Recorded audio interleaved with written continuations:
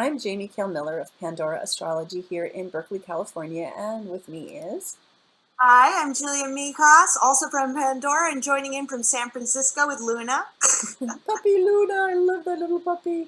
She's so cute.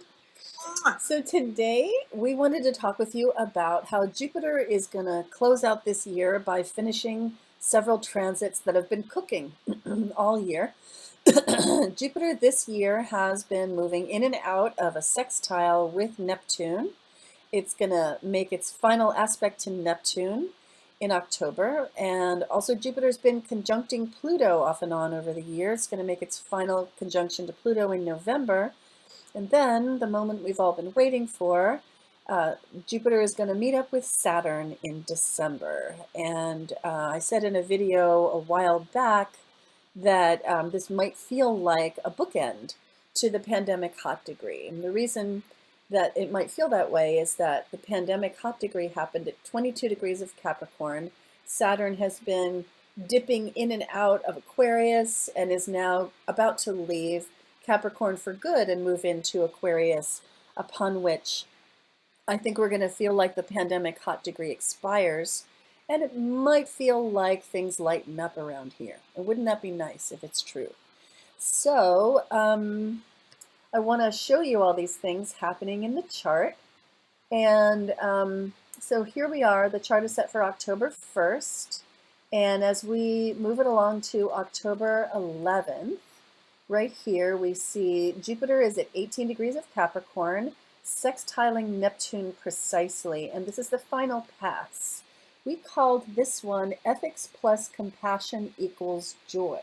And if you look in the YouTube description below, you'll see that we have included the playlist for the 2020 news, and there's a video all about this where you can find out more about what this has been about, which is a good thing to do because the final pass is the time when it all comes to a head. So transits frequently, not always, but frequently have 3 passes, and there's a kind of a plot structure to this. The first pass of any transit feels like this is the opening of the transit. This is where things begin, and quite often it's a little disorienting, like, huh, a transit is happening? What? What is it? What could it possibly be? I don't know. You feel that way at the beginning of a transit. When the second pass comes, the transiting planet is retrograde at that point. Sometimes both planets are retrograde, and sometimes it's only the faster moving planet that's retrograde. So the retrograde pass has a retrograde feel to it, which is a feeling of introspection, retrospection, soul searching. It is a time when we have been caught up short and have come to realize that, well, this is a transit and maybe we should pay attention to it. So during the second pass, quite often we are doing some soul searching and maybe some course correcting and adjusting to and trying to, do something useful with the transit. When the final pass comes, the faster moving planet is once again direct, and it sweeps across the slower moving planet, which could be retrograde or direct at that point, kind of doesn't matter. It's the final pass, which is kind of like sliding into home base, which is to say it is when all of the feelings and the pressures of the transit come to a head, and they come to their point of closure. And there is this increased urgency to put into place the things that you've learned during the transit, to do something about them, act on them, and it has this feeling of accelerated motion. So this is what we're coming into with both of these multi-pass transits that we're talking about right now. So Julia, can you think with me back a bunch of months, maybe it was even in like December or January, that we made that video about Jupiter and Neptune. Ethics plus compassion equals joy. Now here we are at the end of the year. This transit is coming to a close. What do you think it's been about? You mean like on a sort of world level? I don't know. I think that the world has an emotional body and it feels stuff. So maybe on the emotional level. on an emotional level. I think that, despite how challenging this year has been, Jupiter in a sextile with Neptune brings a certain idealism. Yes. A hope sort of looking towards the future. And both of these planets also have kind of a mystical vibe to them as well. So True. in the all this difficulty, people have probably been finding a lot of spiritual growth. Yeah, I really agree with that.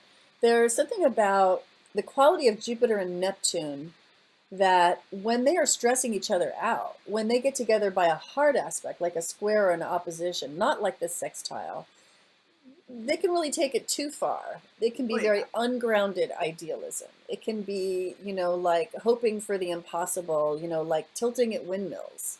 But Hmm. when they get together by a soft aspect, it can be a more grounded form of idealism. It can be, um, and it can also be like an aura of hope that is so powerful that it makes others around you want to live into that, good opinion that you have of them. Hmm. So if this transit has been aspecting things in your chart, oh viewer, um, if you have things at 18 degrees of Pisces or Capricorn, or the other water signs or the other earth signs, then you've been feeling this transit. And it's not as loud and shouty and pokey as the Jupiter Pluto conjunction or the Saturn Pluto conjunction, but it's there and it's been supporting you all year.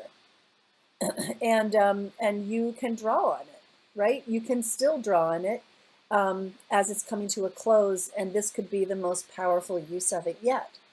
When you when you hold an unflappably positive opinion of the people around you, when you expect the best of them, you might just get it. Hmm. Okay, so then that's happening in October, and that may be a dominating feel in October. And then we get into November, which is where Jupiter is going to make its final conjunction to Pluto, and that's happening officially on the 12th. But these things are so large and slow moving that they end up feeling like they, cover a longer time frame. So probably the final transit of Jupiter to Pluto, it'll feel like all of November for us. Now, we called this one Hope in the Darkness, but that's kind of a bit of a misnomer because I think that it has a sort of a duality to it. Hmm. And that's because Jupiter transits have two kinds of effects. They can, and both of these effects stem from the fact that Jupiter expands everything that it touches. So, Julia, I think you know what I'm driving at, right? Sure. Yeah. Yeah, why don't you go with this one? Well, are you sort of referencing the fact that Jupiter can bring and sort of optimist can bring growth and opportunities, but it also, since it expands, can have a tendency to expand whatever influence is coming in its way? Is that where you're going with it? Absolutely. Oh, okay. Yeah, well, one way to look at Jupiter and Pluto, Pluto brings transformation through crisis. Jupiter brings expansion. So, there can be expanded and sustained, Plutonian types of things that we have to deal with. Right. However, Plutonian transformation, it's not an easy process, but it's almost often a very good process to go through. So I think that for the most part, this aspect has really sort of brought about a type of sort of cultural awareness and expansion, and people I think, are really poised for change because of all these influences which are happening. Yep. I think that it's a kind of a path to resilience by Hmm. going through some of the darkest imaginable places. So there's that one, and that one is coming to a peak and having its final pass here in November of 2020. So this is, this might be the end of the darkest darks. Who knows? Um, and um, and it may be quite dramatic. We'll just say that. So then the next thing that happens in this year's plot structure, if you will, is that Saturn leaves Capricorn for Aquarius, and that happens in December on the 16th. And we're going to see it happen on this chart. You can watch it. Getting real close now. Boom. There's Saturn in Aquarius on December 16th. Now, there is an astrological, I don't know, law or truism that you'll see utilized a lot in traditional astrology, but still just as true, I think, for modern astrologers, which is that an aspect loses its power when one of the planets that were in it leaves sign not to return. And in fact, in like electional astrology or horary astrology, if two planets seem like they're going to make an aspect, and you draw the chart up based on that aspect, and you want that aspect to actually happen and come to perfection, but if it doesn't come to perfection, then the chart fizzles. Then, like, you shouldn't have signed that contract then. You shouldn't have, bought that car then, because, like Saturn and Mercury were never going to meet up.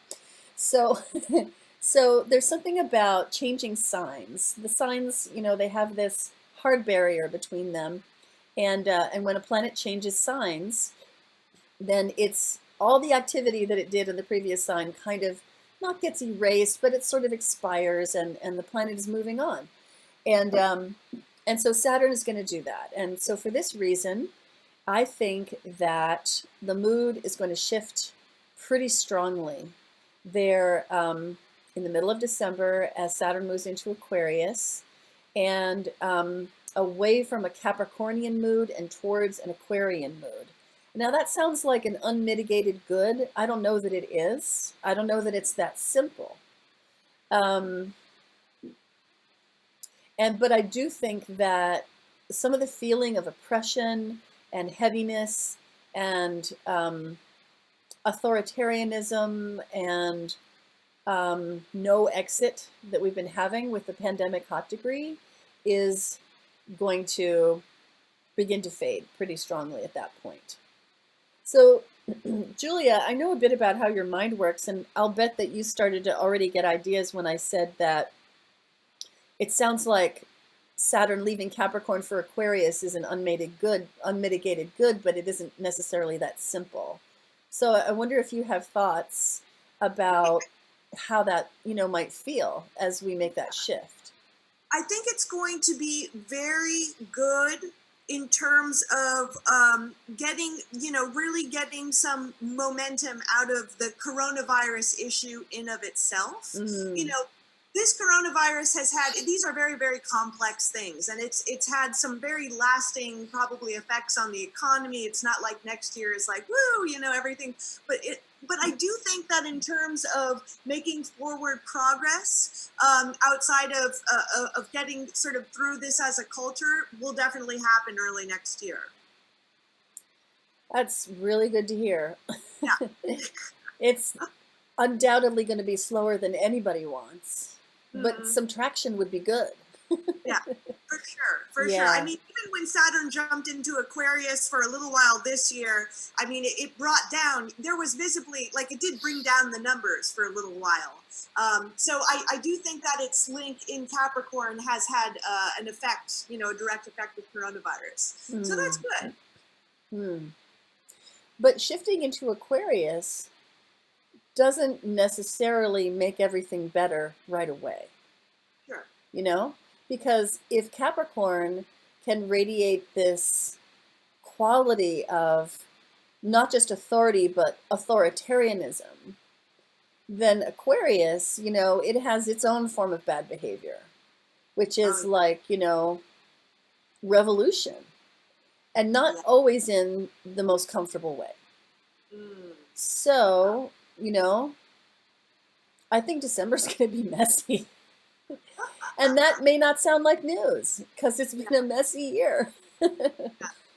But, there may be a lot of a quality of rebellion, reactivity, breakdowns, which, may eventually turn into breakthroughs, which could be great. But It's likely to be a little bit chaotic, and possibly some people who um, haven't quite gotten their excitement up for big change may be mobilized. And who Hmm. knows what might come out of the woodwork. Oh, sure. I mean, I think that they're going to be in Saturn's ingress through Aquarius and Jupiter joining him for the first year. There going to be some fundamental changes to our system, to our larger system of how, law and order comes to mind with Jupiter and Saturn, Yeah, especially with yeah. this year. Police reforms being so called for. And I really think like this is the first time, this is a very important cultural moment because I think changes can actually happen. Um, Mm. it's not going to be smooth and easy, and there might be some unrest and things along the way, but I think in our lifetimes this is going to be a very important moment where we can actually see systemic changes. Instead of just a facelift. Exactly. Mm. Yeah, I have to say, I like that, even though it doesn't sound comfortable. Yeah. So, so Jupiter and Saturn are going to meet up on December 21st. And this, like the pandemic hot degree, is a one pass transit. One pass transits can pack a punch, and then sometimes they do form a sort of a critical hot degree that then lasts. It has an enduring value. This particular one would be likely to last until Jupiter leaves its sign because it's the faster moving of the two, and that would probably happen in about December of 2021 or January of 2022. That would be a good guess without actually looking it up right now. And so we'll probably be living with the feel of that Jupiter-Saturn conjunction, and that may become the dominating feel of 2021. And I do have to say that Aquarius is a light, bright, up-oriented air sign, very different in its feel from Capricorn, a dark, heavy, downward-oriented earth sign.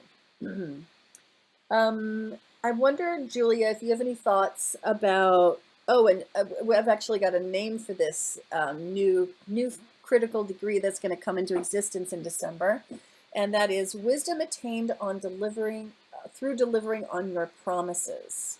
Jupiter promises, but Saturn delivers, and when the two of them get together, it's a recipe for wisdom because Saturn gets Jupiter in harness and Jupiter inspires Saturn. It's actually a great combination. And we'll make a video about it, quite soon, and give you more of our thoughts about how that's going to impact the year and what it's going to feel like, and maybe even some historical looks at other times that Jupiter and Saturn have conjuncted. But before we close here, Julia, I wondered if you have any thoughts about what it means that this is happening in 0 degrees. Because 0 degrees is kind of a special spot in each sign. It so is. Yeah, 0 degrees is, I can't remember. I remember you taught me about this, but I believe that there also, there are some in traditional astrology. It kind of comes back from, it's not just a modern idea, but that the earlier the degree, it's kind of like, I don't want to say germination of the sign, but it's kind of like the sign is in its most infantile state. And then the last degree is when it's kind of wrapping things up, when it's sort of at its most matured. So this has a very raw, 0 degrees is a very raw degree. Yeah, yeah. It's like Jupiter and Saturn have just landed in Aquarius. They're not even oriented yet. They're like looking around like, what is this new world of Aquarius? Oh my God, I'm excited about it, but I know nothing. So I think we can expect some of that raw enthusiasm to be a part of this, a feeling of fresh new beginnings in Aquarius, which is the sign of humanitarianism, the sign of liberté, égalité, fraternité, the French motto. Yeah. So I think we'll see a lot of enthusiasm for that, but maybe some difficulty in putting it into practice. Your guys. Okay. I don't know where he is. Okay, I'll be there in a minute. Close the door.